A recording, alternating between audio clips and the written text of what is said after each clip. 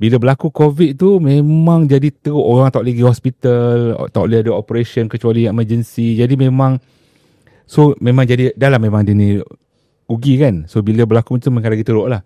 So kalau tengok saya lah, kalau saya share kawan-kawan staff-staff saya share semua, the mode sebelum saya masuk tu was survival mode. Maksudnya lepas ni ada gaji ke tak ada, boleh hidup ke lepas ni kan, boleh ke, maknanya was quite bad lah. So everything was memang duit tak ada zaman tu lah, was quite bad lah. Nak beli apa-apa kita tak ada duit ni, kita kena kan. Nak tanya bila bisnes ni rugi kan, siapa yang akan bagi duit tu? Okay, jadi apa yang berlaku adalah over the period yang akan bagi adalah shareholder tambah share. Dia tambah lagi. Siapa shareholder dia nak tahu lah. Shareholder dia masa tu banyakkan doktor-doktor. Oh okay, doktor yang bekerja dalam. Doktor yang luar tadi dia banyak even loan pun dia ambil doktor juga.